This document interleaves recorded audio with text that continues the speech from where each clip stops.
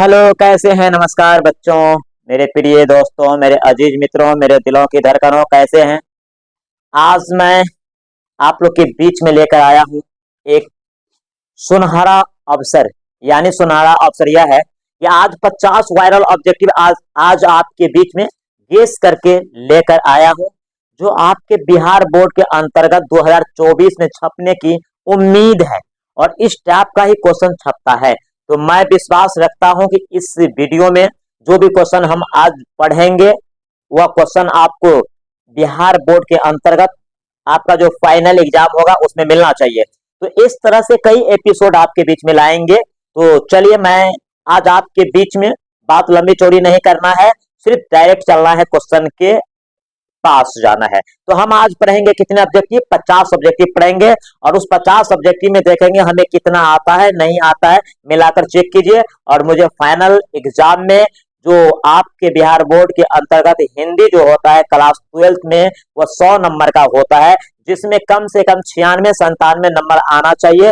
तभी आपका जो रिजल्ट का स्कोर होता है, एवरेज होता है, वह आपको एक बेहतरीन आएगा। चलिए, अच्छे रिजल्ट के लिए सभी सब्जेक्ट को हम ध्यान में रखेंगे। आगाज करते हैं। आज का एपिसोड है 50 plus viral VVI case objective, जो परीक्षा में आपको अति महत्वपूर्ण है। परीक्षा के दृष्टिकोण से आपके ये जो क्वेश्चन है बहुत महत्वपूर्ण है, इंपोर्टेंस है। सारे क्वेश्चन को आप दिमाग पे रखिएगा, जहन में रखिएगा, सभी को रट लीजिएगा, सभी को दिमाग में एक्टिव कर लीजिएगा। चलते हम आगाज करते हैं। आज का पहला क्वेश्चन देखेंगे क्या है। लेकिन मेरे दोस्तों, मेरे भाइयों, मेरे अजीज मित्रों, मेरे दिलों की धड़कनों, अधिक से अधिक आप लोग लाइक कीजिएगा और थोड़ा सब्सक्राइब भी कीजिएगा। मैं आपको विश्वास दिलाता हूं कि एक से एक कंटेंट लेकर आपके बीच में आएंगे। थोड़ा नया हूं, बहुत सारे प्रॉब्लम क्रिएट होता है, लेकिन आपका प्रेम मुझे बहुत आगे लेकर जाएगा, मैं यह समझता हूं। चलिए, मैं क्लास को आगाज करता हूं। पहला क्वेश्चन मैं आपके सामने में ओपन करने जा रहा हूं। कहते हैं कि अज्ञे जी, क्वेश्चन आपके पास है, आपके सामने में जो क्वेश्चन है वो क्वेश्चन क्या है कि अज्ञे जी कितने वर्ष की उम्र में कविता लिखना शुरू किया? अज्ञे जी कितने वर्ष की उम्र में कविता लिखना प्रारंभ किया, शुरू किया? 10 वर्ष, 12 वर्ष, 15 वर्ष, 20 वर्ष। मेरे दोस्तों, ये अज्ञे महोदय जो है वो 10 वर्ष की अवस्था में कविता लिखना प्रारंभ कर दिया। तो मैं किसको लॉक कर दूं? Option number A. Option number A. थोड़ा हम फास्ट चलेंगे। जखम पर धूल शीर्षक कविता किसकी रचना है? जखम पर धूल शीर्षक कविता किसकी रचना है? मलियज की, नामवर सिंह की, भगत सिंह की, उदय प्रकाश की। मेरे दोस्तों, जखम पर धूल शीर्षक कविता किसकी रचना है? और इसका जो आंसर होगा मेरे दोस्त, वह आंसर क्या होना चाहिए? मलियज होना चाहिए। ये हिंदी है, इसमें विश्लेषण का जरूरत नहीं है, इसीलिए कम समय में ज्यादा क्वेश्चन को हम लोग को प्रैक्टिस करना है। तो मलियज महोदय ये कविता जो है जखम पर धूल, उसको लिखे हैं। चलिए, नया क्वेश्चन। बाल कृष्ण भट्ट के पिता का क्या नाम था? बाल कृष्ण भट्ट के पिता का क्या नाम था? देनी प्रसाद भट्ट, बेनी प्रसाद भट्ट, टेनी प्रसाद भट्ट, इनमें से कोई नहीं। मेरे भाइयों, हम लोग पढ़े थे बातचीत में कि बाल कृष्ण भट्ट के पिताजी जो थे पेशे से व्यापारी, और उस महोदय का नाम क्या थे? बेनी प्रसाद भट्ट। बेनी प्रसाद भट्ट, इसलिए ऑप्शन नंबर बी हो जाएगा। चलिए, नया क्वेश्चन। प्रिंस क्रोमोटकिन कौन था? प्रिंस क्रोमोटकिन कौन था? अर्थशास्त्र का विद्वान, समाज शास्त्र का विद्वान, खगोल शास्त्र का विद्वान, इनमें से कोई नहीं। प्रिंस क्रोमोटकिन कौन था? मेरे भाइयों, मेरे दोस्तों, हम लोग पढ़े थे भगत सिंह जो लिखा है एक लेख और एक पत्र, उस चैप्टर में ये क्वेश्चन है। अर्थशास्त्र का विद्वान। किसका विद्वान था? अर्थशास्त्र का विद्वान था। फिर नया क्वेश्चन है। संपूर्ण क्रांति के रचनाकार है। संपूर्ण क्रांति के रचनाकार है जे कृष्णमूर्ति, भगत सिंह, जयप्रकाश नारायण, इनमें से कोई नहीं। संपूर्ण क्रांति के रचनाकार है। संपूर्ण क्रांति के रचनाकार हम लोग पढ़े थे जयप्रकाश नारायण। 5 जून 1974 को पटना के गांधी मैदान में भाषण दिए थे। यह जो आपका शीर्षक है संपूर्ण क्रांति, यह एक संभाषण है जिसका लेखक कौन है? कहते हैं संपूर्ण क्रांति के रचनाकार कौन है? इसका जो आंसर होगा वह जयप्रकाश नारायण होगा। जयप्रकाश नारायण। जे कृष्णमूर्ति महोदय शिक्षा को लिखा है। शिक्षा एक चैप्टर है आपके पाठ्य पुस्तक में। चलिए, नया क्वेश्चन देखते हैं। बाल कृष्ण भट्ट की रचना बातचीत क्या है? बालकृष्ण भट्ट की रचना बातचीत क्या है? एकांकी है, कहानी है, यात्रा स्मरण है और ललित निबंध है। बातचीत जो है जिसका लेखक बालकृष्ण भट्ट महोदय है, ये बातचीत जो है मेरे दोस्तों क्या है? एक ललित निबंध है। क्या है? ललित निबंध है, इसलिए आंसर नंबर डी हो जाएगा। पुनः हम नया क्वेश्चन देखेंगे। जे कृष्णमूर्ति का पूरा नाम क्या था? जे कृष्णमूर्ति का पूरा नाम था या क्या था? जित्तू कृष्णमूर्ति, जीवंत कृष्णमूर्ति, जनेश कृष्णमूर्ति, इनमें से कोई नहीं। जे कृष्णमूर्ति का जो पूरा नाम था मेरे दोस्तों ये क्या था? जिद्दू कृष्णमूर्ति। क्या था? जिद्दू कृष्णमूर्ति। पुनः नए क्वेश्चन। किसकी माँ पागल हो गई है? किसकी माँ पागल हो गई है? किसकी माँ पागल हो गई है? मानक की, सिपाही की, चौधरी की, दीनू की। किसकी माँ पागल हो गई है? मेरे दोस्तों ये जो क्वेश्चन है सिपाही की माँ, जिसका लेखक मोहन राकेश है, इस चैप्टर की क्वेश्चन है। तो सिपाही की माँ पागल हो गई है। सुभद्रा कुमारी चौहान का निधन कैसे हुआ? सुभद्रा कुमारी चौहान का निधन कैसे हुआ? कार दुर्घटना में, ट्रेन दुर्घटना में, बस दुर्घटना में, हवाई जहाज दुर्घटना में। सुभद्रा कुमारी चौहान का निधन कैसे हुआ? सुभद्रा कुमारी चौहान का निधन जो है 1948 में कार दुर्घटना में हुआ। कैसे हुआ? कार दुर्घटना में, जब जबलपुर से कहीं से यानी जबलपुर से आ रही थी, तो कार दुर्घटना इसका आंसर हो जाएगा। नाटक के प्रारंभ में होने वाले मंगल पाठ को क्या कहा जाता है? नाटक के प्रारंभ में होने वाले मंगल पाठ को क्या कहा जाता है? आरती, मंगलाचरण, नांदी पाठ, भजन। मेरे दोस्त नाटक के प्रारंभ में होने वाले मंगल पाठ को क्या कहा जाता है? क्या कहा जाता है? नांदी पाठ कहा जाता है। क्या? नांदी पाठ कहा जाता है। फिर है अर्धनारीश्वर पाठ के लेखक कौन है? अर्धनारीश्वर पाठ के लेखक कौन है? नामवर सिंह, रामचंद्र शुक्ल, रामधारी सिंह दिनकर, इनमें से कोई नहीं। तो अर्धनारीश्वर पाठ के जो लेखक हैं वह कौन है? रामधारी सिंह दिनकर। अर्धनारीश्वर पाठ के लेखक कौन है? रामधारी सिंह दिनकर, जिसका रचना 1952 में किए थे। कब किए थे? 1952 में। ये कौन सी विद्या है? ये विद्या निबंध है। आर्ट ऑफ कन्वर्सेशन कहाँ के लोगों में सर्वाधिक प्रचलित है? आर्ट ऑफ कन्वर्सेशन कहाँ के लोगों में सर्वाधिक प्रचलित है? अफ्रीका के, भारत के, यूरोप के, कनाडा के। आर्ट ऑफ कन्वर्सेशन कहाँ के लोगों में सर्वाधिक प्रचलित है?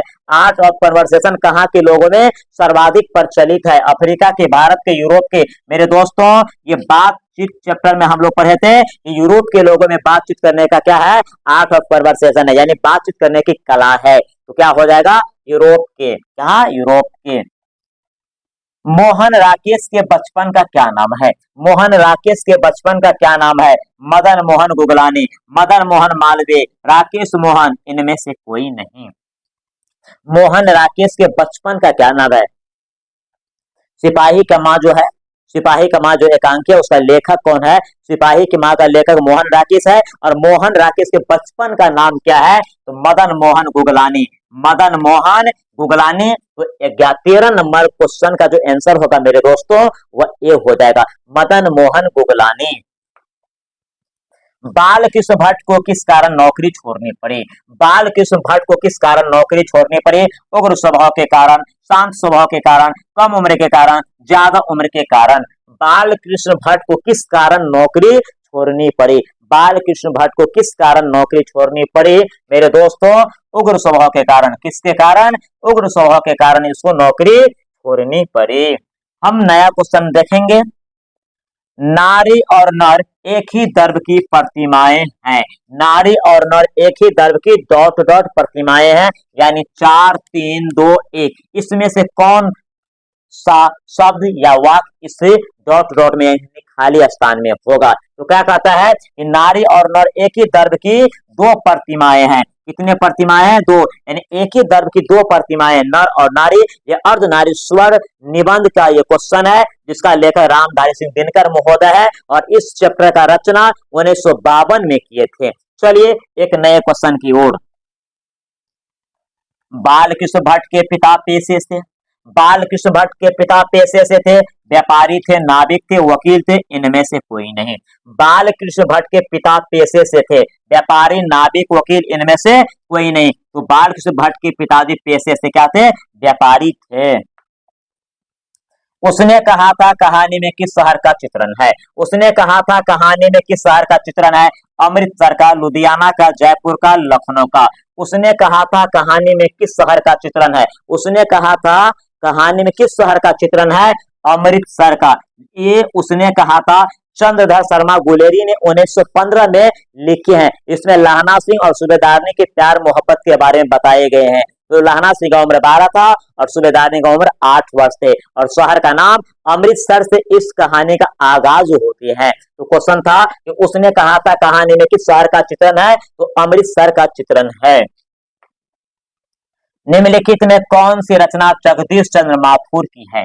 निम्नलिखित में कौन सी रचना जगदीश चंद्र माथुर की है? सिपाही की माँ, झूठन, ओ सदा नीरा, त्रिज। मेरे दोस्त बता सकते हैं कि सिपाही की माँ के लेखक मोहन राकेश है, झूठन का लेखक ओम प्रकाश वाल्मीकि है, त्रिज का लेखक उदय प्रकाश है। जब 3 नहीं हुआ तो ऑप्शन नंबर सी होना चाहिए, ओ सदा नीरा।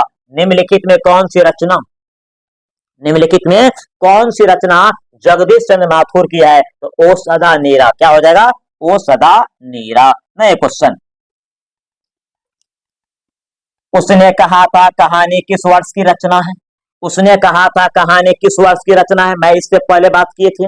उसने कहा था कहानी किस वर्ष की रचना है? 1915, 1913, 1914, 1912। उसने कहा था कहानी किस वर्ष की रचना है? उसने कहा था कहानी 1915 की रचना है, जिसको लिखने वाला चंद्रधर शर्मा गुलेरी है। जयप्रकाश नारायण के पिताजी का क्या नाम था? जयप्रकाश नारायण के पिताजी का क्या नाम था? हर्षु दयाल, दीन दयाल, राम दयाल, इनमें से कोई नहीं। जयप्रकाश नारायण के पिताजी का क्या नाम था? हर्षु दयाल, दीन दयाल, राम दयाल। मेरे दोस्तों, जयप्रकाश नारायण के पिताजी का नाम हर्षु दयाल था। क्या था? हर्षु दयाल। जयप्रकाश नारायण के पिताजी का जो नाम थे वो हर्षु दयाल थे। लहना सिंह की उम्र कितना था? लहना सिंह की उम्र कितना था? 12 वर्ष, 13 वर्ष, 14 वर्ष, 15 वर्ष। लहना सिंह की उम्र कितना था? 12 वर्ष, 13 वर्ष, 14 वर्ष, 15 वर्ष। मेरे दोस्तों, लहना सिंह का उम्र जो था वो कितना था? वो 12 वर्ष था। लहना सिंह की उम्र कितना था? 12 वर्ष। उसने कहा था कहानी में कितने जर्मन मारे गए थे? उसने कहा था कहानी में कितने जर्मन मारे गए थे? कितने जर्मन मारे गए थे? 70, 68, 63, 62। उसने कहा था कहानी में कितने जर्मन मारे गए थे? 63 जर्मन मारे गए थे। कितने जर्मन मारे गए थे? 63 जर्मन मारे गए थे। कितने? 63 जर्मन मारे गए थे। जयप्रकाश नारायण के बचपन का नाम क्या था? जयप्रकाश नारायण के बचपन का नाम क्या था? अनंत, अभिमन्यु, राहुल, बाउल। कहते हैं कि जयप्रकाश नारायण के बचपन का नाम क्या था मेरे दोस्त? तो जयप्रकाश नारायण के बचपन का नाम बाउल था। क्या था? जयप्रकाश नारायण के बचपन का नाम क्या था? बाउल था। तो 23 नंबर का आंसर डी हो जाएगा। झूठन शीर्षक आत्मकथा में स्कूल के हेडमास्टर का क्या नाम है? झूठन शीर्षक आत्मकथा में स्कूल के हेडमास्टर का नाम क्या है? कलीराम है, सियाराम है, हरिराम है या मनीलाल है? झूठन शीर्षक आत्मकथा में स्कूल के हेडमास्टर का नाम क्या है? क्या है मेरे दोस्तों? ये ओम प्रकाश वाल्मीकि ने झूठन को लिखा है। उस आत्मकथा की ये क्वेश्चन है। तो उसमें जो हेडमास्टर था उसका नाम था कलीराम। क्या नाम था?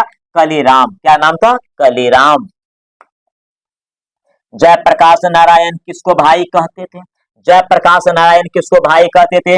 दिनकर जी को, जवाहरलाल जी को, रामनाथ गोयनका को, गंगा बाबू को।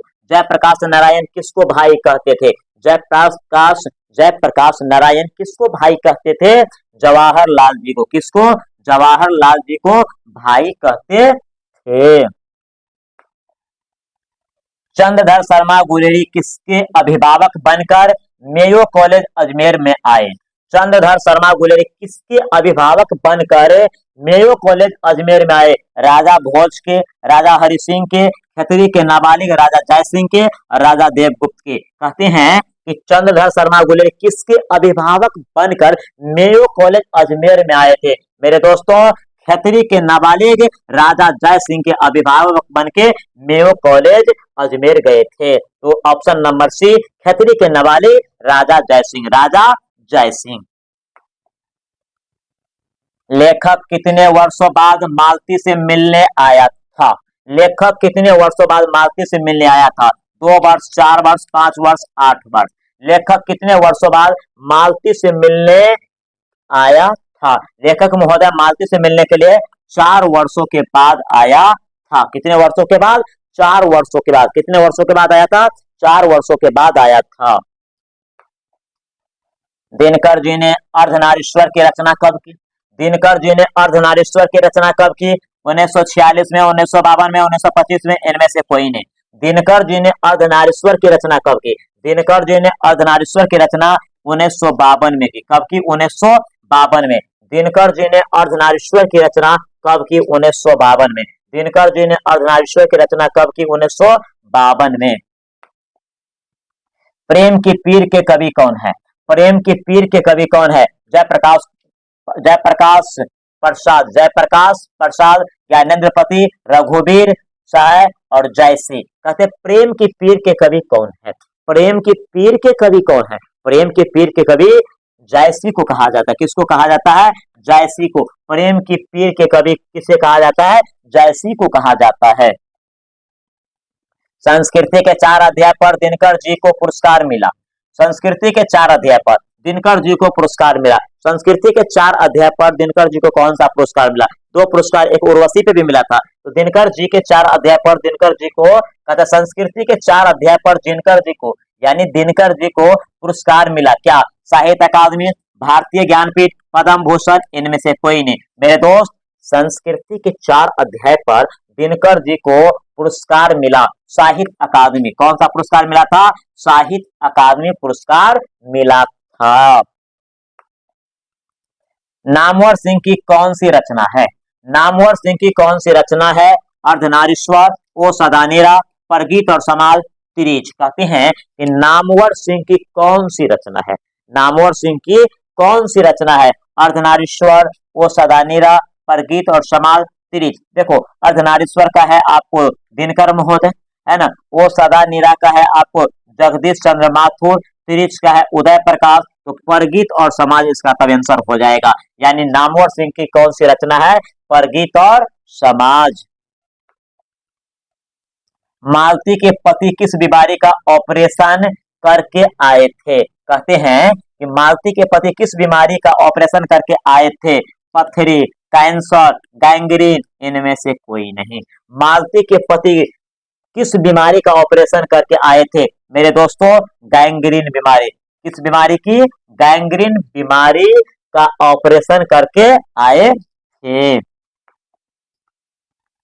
भगत सिंह के पिता का क्या नाम था? भगत सिंह के पिता का क्या नाम था? भगत सिंह के पिता का क्या नाम था? सरदार विष्णु सिंह, सरदार किशन सिंह, सरदार पीरत सिंह, सरदार कीरत सिंह। भगत सिंह के पिता का क्या नाम था? भगत सिंह के पिता का नाम क्या था मेरे दोस्तों? सरदार किशन सिंह। क्या नाम थे? सरदार किशन सिंह नाम थे। महेश्वर कौन सा फल लेकर आया था? महेश्वर कौन सा फल लेकर आया था? ये रोज कहानी का ये क्वेश्चन है, जिसका लेखक अज्ञे महोदय है। कहता है महेश्वर कौन सा फल लेकर आया था? आम, केला, सेब, संतरा। महेश्वर कौन सा फल लेकर आया था मेरे दोस्त? महेश्वर जो है वो आम का फल लेकर आया था। कौन सा फल? आम का फल। एक लेख और एक पत्र शीर्षक पाठ क्या है? एक लेख और एक पत्र शीर्षक पाठ क्या है? ऐतिहासिक पत्र है, संस्मरण है, कहानी है, कविता है। देखो, एक लेख और एक पत्र शीर्षक पाठ क्या है? कहानी तो नहीं होगा, कविता नहीं होगा, इस दोनों में चॉइस करना है, क्या होगा? तो कहता है एक लेख और एक पत्र शीर्षक पाठ क्या है? ऐतिहासिक पत्र है। क्या है मेरे दोस्तों? ऐतिहासिक पत्र है।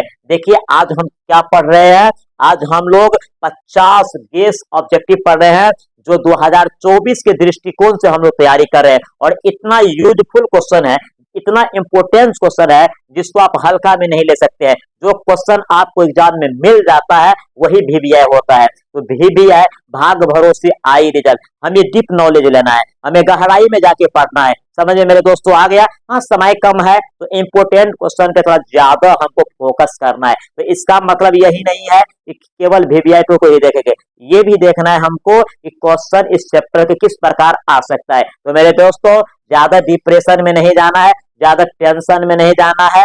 चिंता और चीता जानते ही हैं, चिंता जिंदा इंसान को जलाता है और चीता मुर्दों को जलाता है। इसलिए समय है तेरे पास, समय को बर्बाद नहीं कीजिए, समय को सदुपयोग कीजिए, वरना समय को बर्बाद कीजिएगा, आने वाला समय में समय तुमको बर्बाद कर देगा, कहीं का नहीं रहोगे। इसलिए मेरे दोस्तों, मेरे अजीज मित्रों, मेरे दिलों की धड़कनों, मेरे प्रिय भाइयों एवं बहनों, समय को आप अपने आप को समय को गुलाम बनाइए। समय को जितना मोहब्बत कीजिएगा, समय को जितना प्यार दीजिएगा, वो आपको उतना ही प्यार देगा। इसलिए आने वाला पल यदि आप देखना चाहते हैं ऐसो आराम से, तो अभी दुख तकलीफ मुशक्कत के साथ मेहनत कीजिए। मैं आशा करता हूं कि आप लोग का रिजल्ट बहुत बेहतरीन होगा और होना चाहिए। और मैं क्या बताऊं आप लोग को, यदि मेरा क्वेश्चन आप लोग को अच्छा लगता हो, मेरा कंटेंट थोड़ा सा भी अच्छा लगता हो, तो इस गरीब बेचारे पर भी थोड़ा ध्यान दीजिएगा। अधिक से अधिक वीडियो को शायद क्या करते हैं, शेयर कर दीजिएगा। जरूरतमंद बच्चों को भी क्या होगा उसको काम पड़ जाएगा, यानी उसको भी मदद मिल जाएगा। और मैं गरीब इंसान आपसे क्या मांग सकता हूँ। चलते हैं नए क्वेश्चन की ओर। क्वेश्चन नंबर नया 36। अधिनायक शीर्षक कविता किस कविता संग्रह से ली गई है? अधिनायक शीर्षक कविता किस कविता संग्रह से ली गई है? आत्महत्या के विरोध, सब कुछ होना बचा रहेगा, अतिरिक्त नहीं, लगभग जय हिंद। कहते हैं कि अधिनायक शीर्षक कविता किस कविता संग्रह से ली गई है? मेरे दोस्तों, आपको याद रखना चाहिए। हम लोग तो कई सब्जेक्ट पढ़ाते हैं, फिर भी इतना कंठस्थ है, ये आपको याद रखना है क्योंकि एग्जाम आपको देना है। मैं आशा रखता हूं कि आप लोग इस बात को ध्यान देंगे। तो ये इसका आंसर हो जाएगा आत्महत्या के विरोध। क्या हो जाएगा? आत्महत्या के विरोध।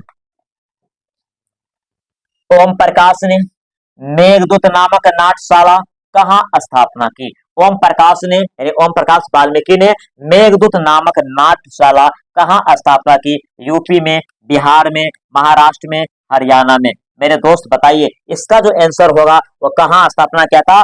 महाराष्ट्र में। कहाँ? महाराष्ट्र में। ये जो नाट्यशाला स्थापना किया था ओम प्रकाश वाल्मीकि, किस जगह पर? महाराष्ट्र में। कहाँ पर? महाराष्ट्र में। भगत सिंह को फांसी दी गई, ये क्वेश्चन एक लेख और एक पत्र से है। भगत सिंह इतनी कम उम्र में, एक माँ का लाडला, एक माँ का चीता चाहता दिया दीपक बुझ गई, वह माँ किस तरह से अपने जीवन की पथ को रोका होगा।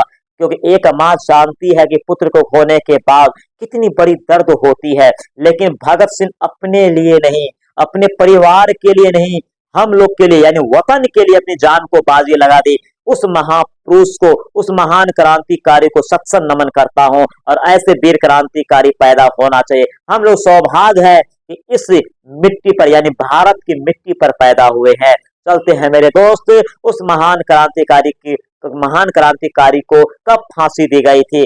इसका आंसर क्या होगा? 23 मार्च 1931, 24 मार्च 1931, 25 मार्च 1931, इनमें से कोई नहीं। भगत सिंह को फांसी दी गई थी। बहुत ही अशुभ दिन था 23 मार्च 1931 को, जबकि इसको कोर्ट का फैसला था 24 मार्च 1931 को। लेकिन अंग्रेजों का चाल ऐसा चला, ये एक दिन पहले ही इसको फांसी के तख्ते पर चढ़ा दिया गया, यानी 23 मार्च 1931 को। 23 मार्च 1931 को पंजाब के बंगा में पैदा हुए थे, 1907 में संभवतः। ध्यान दीजिए। परगीत और समाज किस पुस्तक से लिया गया है? परगीत और समाज किस पुस्तक से लिया गया है? वाद विवाद संवाद से, दूसरी परंपरा की खोज से, मुकुल से, इनमें से कोई नहीं। परगीत और समाज किस पुस्तक से लिया गया है? परगीत और समाज किस पुस्तक से लिया गया है मेरे दोस्तों? परगीत और समाज किस पुस्तक से लिया गया है? वाद विवाद संवाद। वाद विवाद संवाद से परगीत और समाज किस पुस्तक से लिया गया है? वाद विवाद संवाद। घूटन शीर्षक आत्मकथा के लेखक कौन है? घूटन शीर्षक आत्मकथा के लेखक कौन है? ओम प्रकाश वाल्मीकि, मलय, जे कृष्णमूर्ति, दिनकर। घूटन शीर्षक आत्मकथा के लेखक कौन है? ओम प्रकाश वाल्मीकि। ओम प्रकाश वाल्मीकि। घूटन शीर्षक आत्मकथा के लेखक कौन है? ओम प्रकाश वाल्मीकि। ये जिंदगी की ऐसी दहलीज पर आकर अपने आप को बदला, हमें भी सीखना चाहिए। जिसे स्कूल में पढ़ने नहीं दिया जाता था, झाड़ू मरवाने का काम करवाता था, लेकिन ऐसे शख्स ने इतने मुशक्कत के साथ, इतने तकलीफ दर्द के साथ, इतने गम के साथ ये इतना पढ़ाई लिखाई किया कि वह एक राइटर बन गया। ओम प्रकाश वाल्मीकि। जो शीर्षक लिखे हैं आपके पाठ्य पुस्तक में, उसका नाम घूटन है। और वह क्या है? कौन सी विद्या है? वह कौन सी विद्या है मेरे दोस्तों? आत्मकथा। कौन सी विद्या? आत्मकथा। तो ओम प्रकाश वाल्मीकि आंसर। अर्धनारीश्वर शीर्षक पाठ हिंदी साहित्य की कौन विद्या है? अर्धनारीश्वर शीर्षक पाठ हिंदी साहित्य की कौन सी विद्या है? अर्धनारीश्वर, जिसका लेखक रामधारी सिंह दिनकर है। रेखा चित्र, निबंध, जीवनी, आत्मकथा। मेरे दोस्त कहते हैं कि अर्धनारीश्वर शीर्षक पाठ हिंदी साहित्य की कौन विद्या है? कौन सी विद्या है? ये निबंध है, जिसका लेखक रामधारी सिंह दिनकर 1952 में इस चैप्टर का रचना किया गया था। प्यारे नन्हे बेटे को शीर्षक कविता का नायक कहाँ का रहने वाला है? प्यारे नन्हे बेटे को शीर्षक कविता का जो नायक है वह कहाँ के रहने वाला है? छत्तीसगढ़ के, उत्तर प्रदेश के, जयपुर के, मध्य प्रदेश के। मेरे दोस्तों, प्यारे नन्हे बेटे को शीर्षक कविता का जो नायक है वह छत्तीसगढ़ के रहने वाले थे। कहाँ के रहने वाले थे? छत्तीसगढ़ के रहने वाले थे। हार जीत शीर्षक कविता में मस्क वाला क्या कर रहा है? हार जीत शीर्षक कविता में मस्क वाला क्या कर रहा है? हार जीत कविता में मस्क वाला क्या कर रहा है? जगाना गा रहा है ना? नाच रहा है, बात कर रहा है, सड़क सींच रहा है। कह रहा है जगा रहा है, नाच रहा है, बात कर रहा है, सड़क सींच रहा है। मेरे दोस्तों, हार जीत शीर्षक कविता में मस्क वाला जो है वह सड़क को सींचने का काम कर रहा है। क्या कर रहा है? सड़क सींचने का काम कर रहा है। गांव का घर शीर्षक कविता के अनुसार पंचायती राज में कौन खो गए? गांव का घर शीर्षक कविता के अनुसार अनुसार पंचायती राज में कौन खो गए? ग्रामीण, कस्बाई, पंच परमेश्वर, शहरी। मेरे दोस्तों, मेरे भाइयों, मेरे दिलों की धड़कनों, मेरे अजीज मित्रों, पहले के जमाने में गांव घर में किसी भी प्रकार का जो ओल झोल होता था उसके लिए पंचायती होता था। वही कह रहा है गांव का घर कविता शीर्षक के माध्यम से पंचायती राज में क्या खो गए हैं? ये प्रेजेंट टाइम में जो है पंच परमेश्वर खो गए हैं। पहले पंचायती होता था और पंचायती में जो बैठते थे उसको पंच बोलते थे और पंच के जवाब से खुदा बोलता है, लेकिन अब ऐसा नहीं होता है। तो पंच परमेश्वर खो गए हैं। अब तो जिधर थोड़ा पॉकेट गरम कर दो उधर तेरा पलड़ा फैसला का हो जाता है। नया क्वेश्चन भी देखेंगे क्या है। शिक्षा शीर्षक पाठ के अनुसार सत्य की खोज तभी संभव है। कहते हैं शिक्षा शीर्षक पाठ के अनुसार सत्य की खोज तभी संभव है जब स्वतंत्रता हो, चिंतन हो, मनन हो, विचार हो। शिक्षा शीर्षक पाठ के अनुसार सत्य की खोज तभी संभव है जब स्वतंत्रता हो, चिंतन हो, मनन हो, विचार हो। मेरे दोस्त बताइए कि शिक्षा शीर्षक पाठ के अनुसार सत्य की खोज कब कब संभव है? जब स्वतंत्रता हो। क्या हो? स्वतंत्रता मुझे प्राप्त हो, यानी स्वतंत्रता। क्या होना चाहिए? स्वतंत्रता। तिरिच शीर्षक पाठ में लेखक के पिताजी कितने साल के हैं? तिरिच शीर्षक पाठ में लेखक के पिताजी कितने साल के हैं? 56 साल के, 52 साल के, 55 साल के, 57 साल के। तिरिच शीर्षक पाठ में लेखक के पिताजी जो थे कितने साल के थे? 55 साल के थे। कितने साल के थे?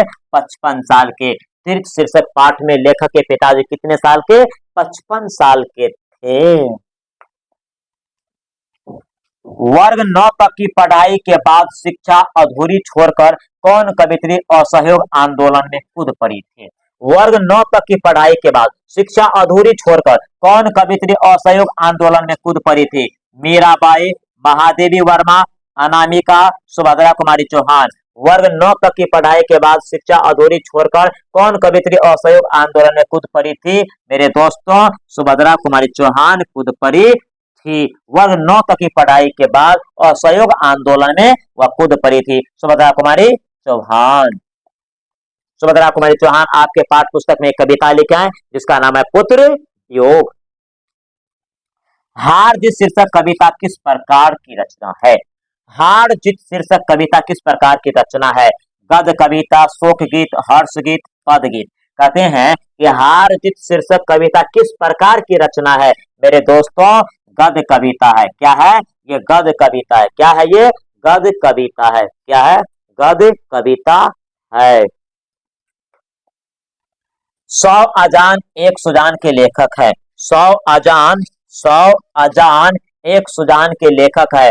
जे कृष्णमूर्ति, भगत सिंह, जयप्रकाश नारायण, बालकृष्ण भट्ट। बालकृष्ण भट्ट 100 अजान एक सुजान के लेखक है।